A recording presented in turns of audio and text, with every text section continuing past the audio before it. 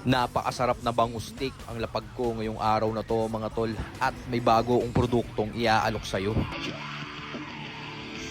Kaya di ko na patatagalin to, tara simulan na natin dito sa isang buong boneless bangus. Sibakin lang natin sa gitna yan, sabay hiwa-hiwain natin ang trip nating sukat yan. Sabay rekta timpla ng asin at paminta, i-coating lang natin ng ganyan mga tol, sabay edis tayo ng kalan, lagay tayo ng gear oil, at nung uminit, hulog na natin tong mga bangus. Dito naman nagsibak na ako ng bawang mga tol, sunod tong sibuyas sa pula, tas tong puting sibuyas, sibakin natin ng ganyan, kunin lang natin yung pinaka onion rings nya, tas tong natitira sibakin natin ng maliliit. Naghiwa na rin ako ng kalamansi dyan mga tol, sabay piga natin dito sa mangkok, at okay na itong mga aromatics natin. Balik naman tayo rito sa piniprito nating bangus, okay na to mga tol, hanguin na natin. Sunod naman nating salang tong pangalawang batch. Yan, balibalik ta rin lang natin, at nung naluto na, hanguin na natin yan. At mga tol, may bago akong produktong iaalok sa inyo. Ito ang ating robot Bluetooth speaker, RB120S. Napakabisa nito mga boss sa kanyang 20 hours battery life. 15 watts naman ang kanyang power output, at naka IPX7 waterproof pa to. Tapos yan, buksan na natin mga tol, at i-connect na natin sa Bluetooth.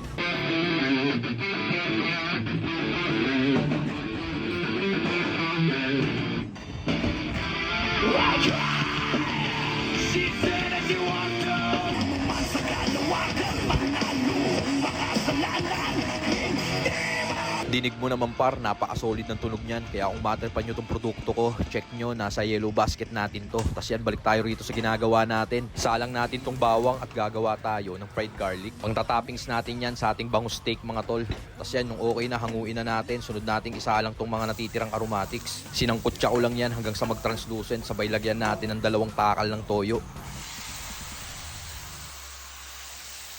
Sabay isang sachet ng oyster sauce at kalahating basong tubig. Haluin lang natin ng bahagya, sabay ibuhos natin tong calamansi juice. Tinimplahan ko na din yan isang kutsarang asukal at pamintang powder. Lagyan na rin natin ng cornstarch mga tol, pampalapot. Sabay saka natin ilagay itong bangus. Tas yan, set aside muna natin yan. Palit naman natin tong onion rings.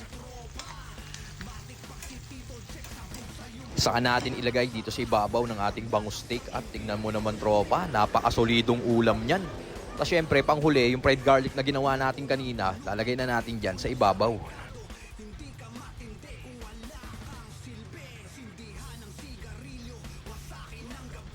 Takal na rin tayo mga tol para matimusan na natin to.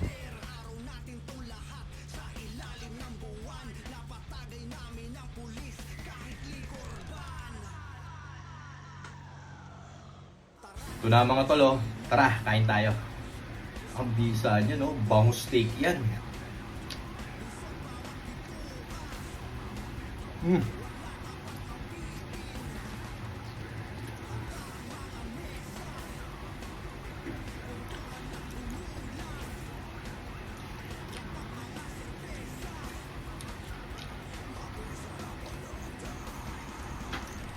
Ang sarap.